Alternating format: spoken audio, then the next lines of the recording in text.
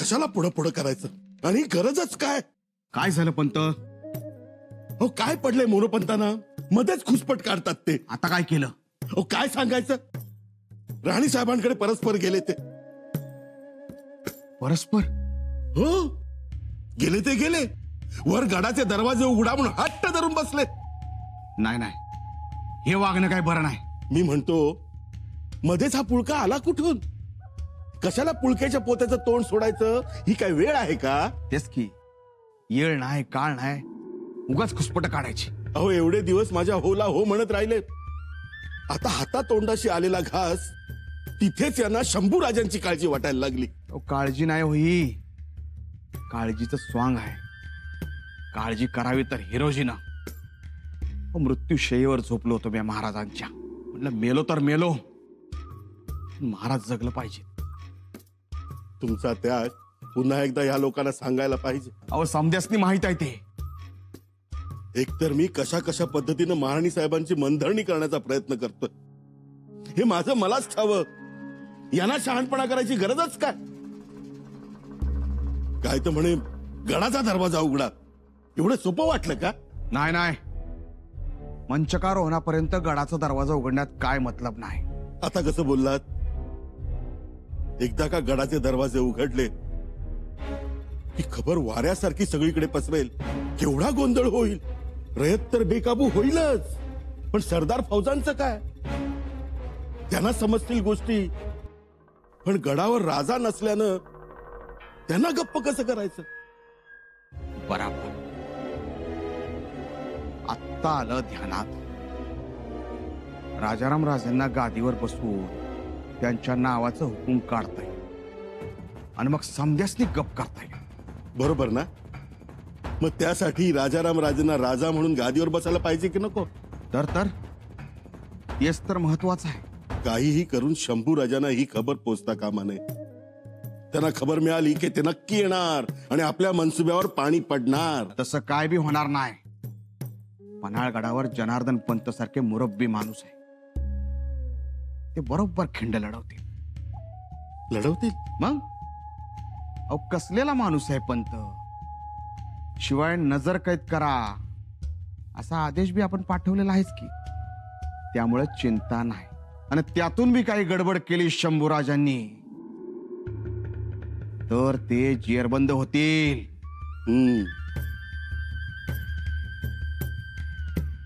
पण तरीही रावजी नानांना खबरदारी म्हणून सांगा, कोणत्याही परिस्थितीत गडाचा दरवाजा उघडू नका म्हणावं.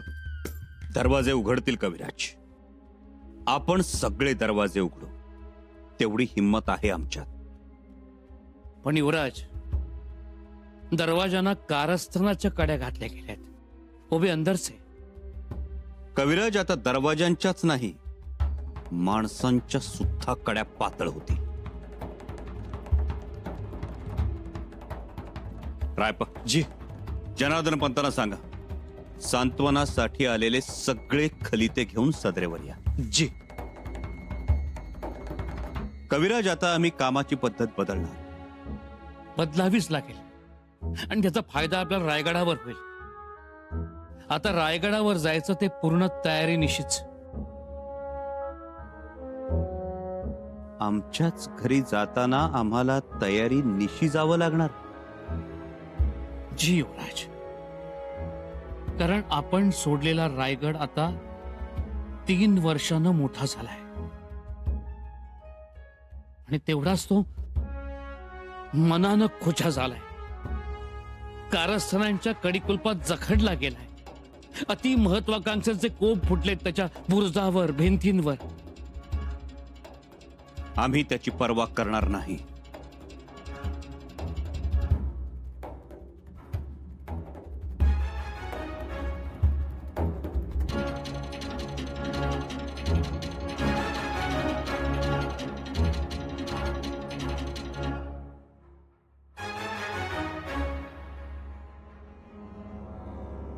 धनी कली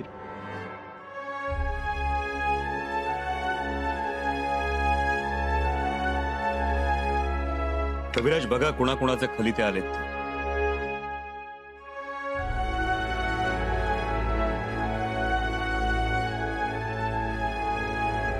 मुजरा युवराज, माफी असावी, पण एवढी काय घाई झाली होती खाली ते मागवायची? काय झालं? नोंदी व्हायच्यात अजून त्याच्यावर.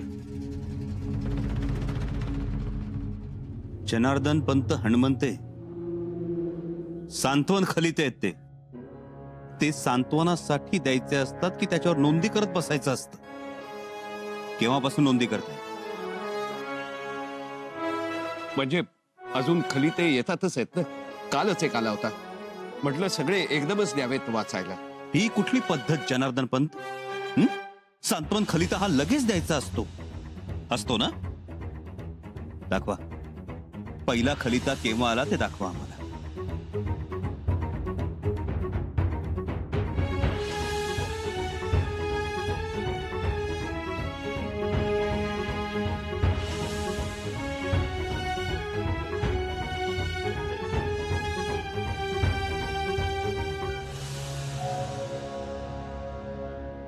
दुसरा खलिता आ गया.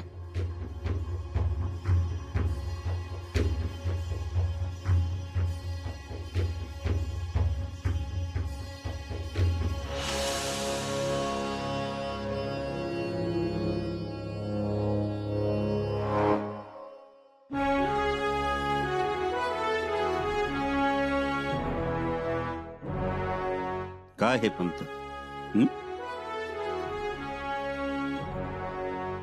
गोवळकोंड्याच्या बादशाचा खलिता येतो, फिरंग्यांचा खलिता येतो.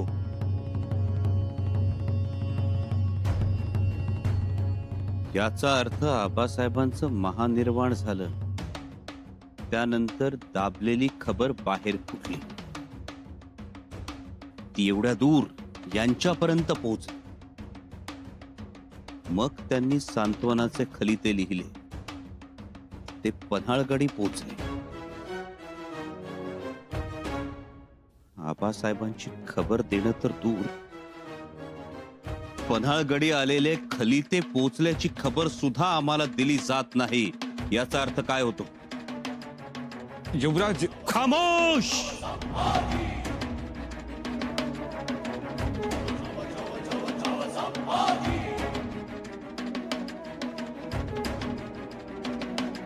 याचा अर्थ आबासाहेब गेल्याची खबर आमच्यापासून लपवायची होती.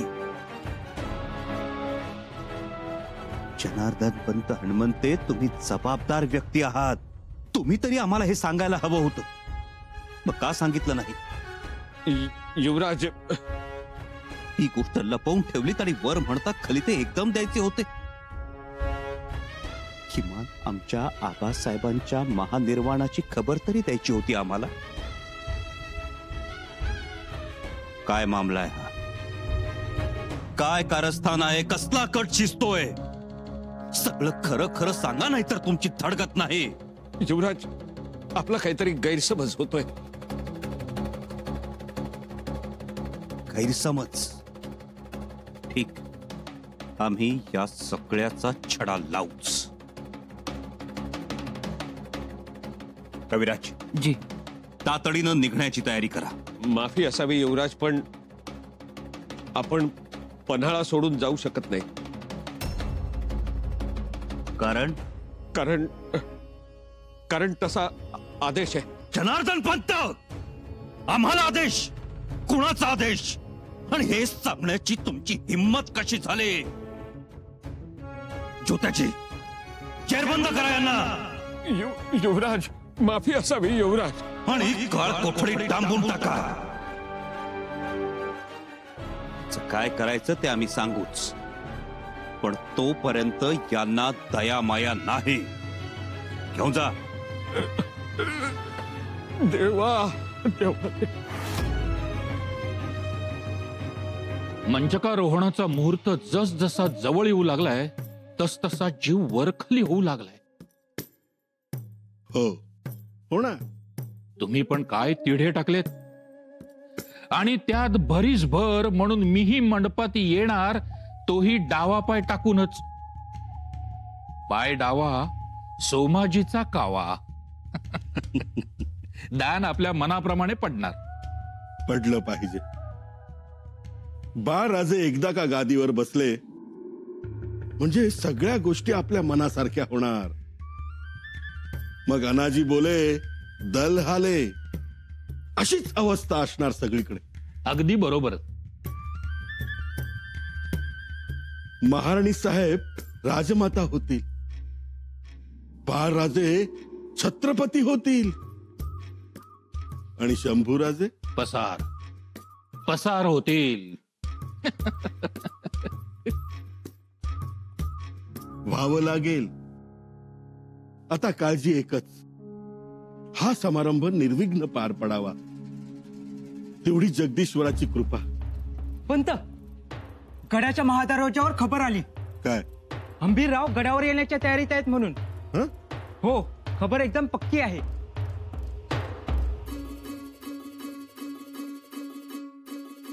हंबीरराव गडावर आले तरी घोटाळा होण्याची शक्यता.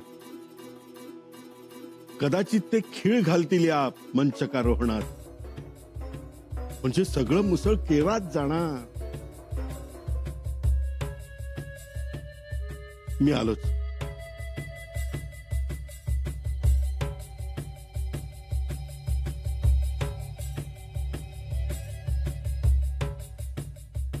बाळराजे, कधी कळणार हो तुम्हाला? काय झालं?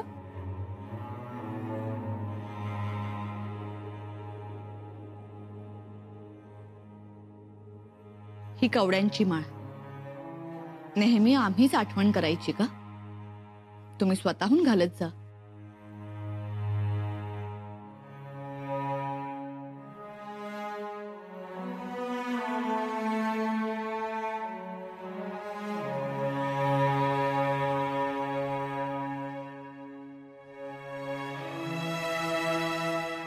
यापुढे आम्ही लक्षात ठेवू.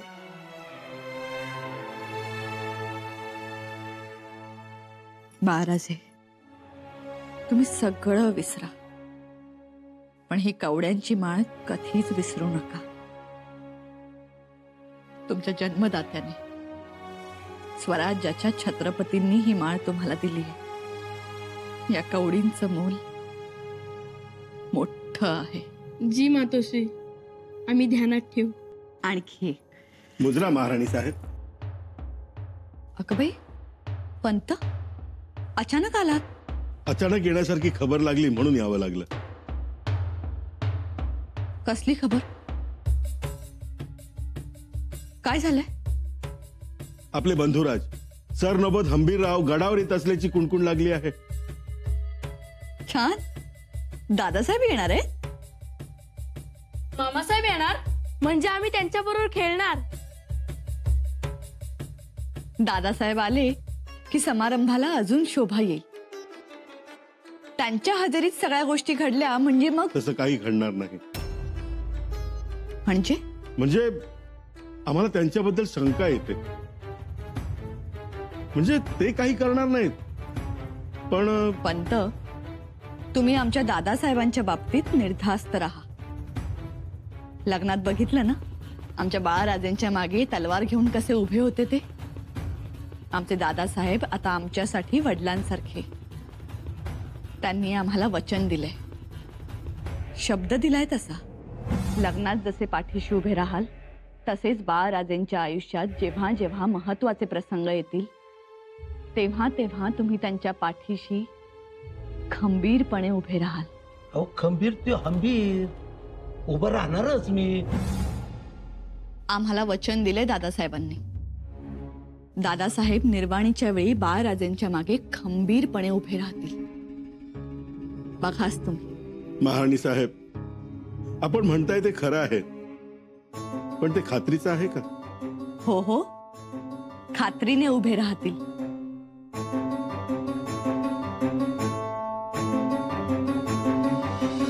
येसू, विश्वास तरी कुणावर आणि कसा ठेवायचा हाच प्रश्न पडलाय आम्हाला. रायगडावरची माणसं विरोधात, पन्हाळ्यावरची माणसं विरोधात. युवराज, आता जनार्दन पंतांबरोबर किती चांगले वागलो आम्ही, किती आदर करतो आम्ही त्यांचा, पण ते मात्र आमच्याशी इमानानं राहिले नाहीत. नका काळजी करू. तुमच्या मागे स्वराज्याचे न्यायाधीश प्रल्हाद पंत निराजी आहेत. आहेत खरं, पण निराजीरावजींमध्ये जी एक हिंमत होती, जो एक परखडपणा होता, तेवढा दिसत नाही आम्हाला प्रल्हाद पंतांमध्ये.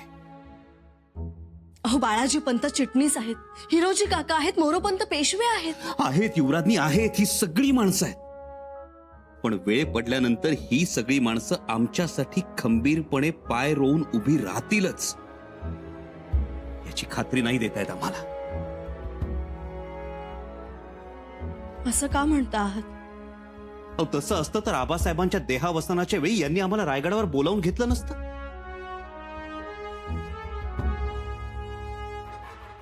मग आता आता आता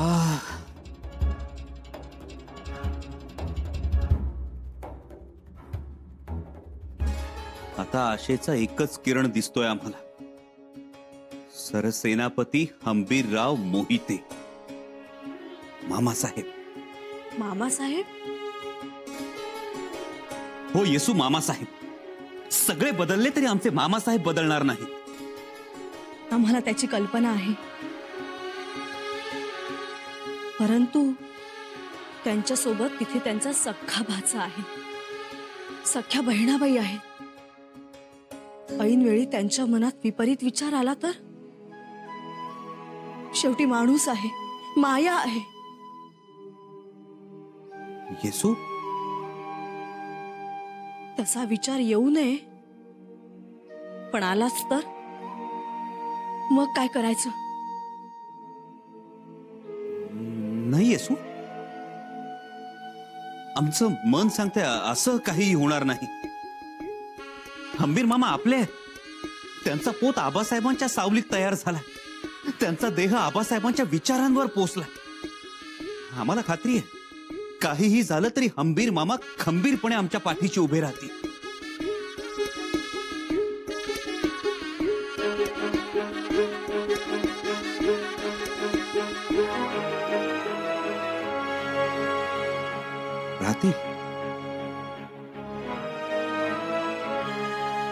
राहायला हवं.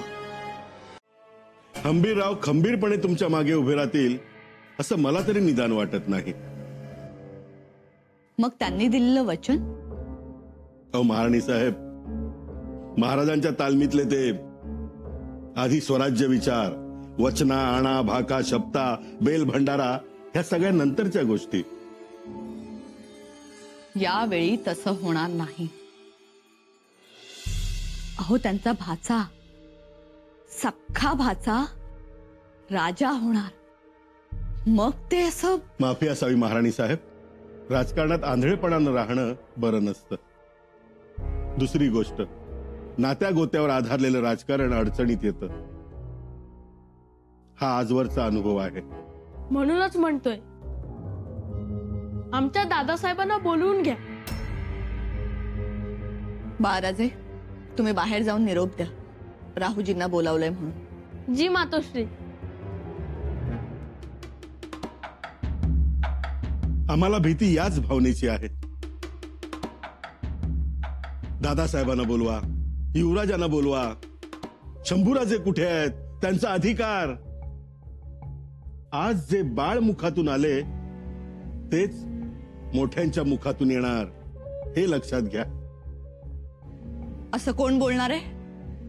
बोलणारे खूप आहेत, पण एकाने आरोळी ठोकली की सगळ्या तटाबुर्जावर कालवा उसळेल. नाही. ऐका, माणसं तर बोलतीलच. पागा पिलखानाही खिदळेल, शंभूराजे शंभूराजे. मग आमच्या हातून गोष्टी निसटतील. मग करावं तरी काय? आता एकच गोष्ट करायची, पटकन मंचकारोहण करायचं. ते तर होईलच, पण त्या अगोदर कुणीही नको गडावर.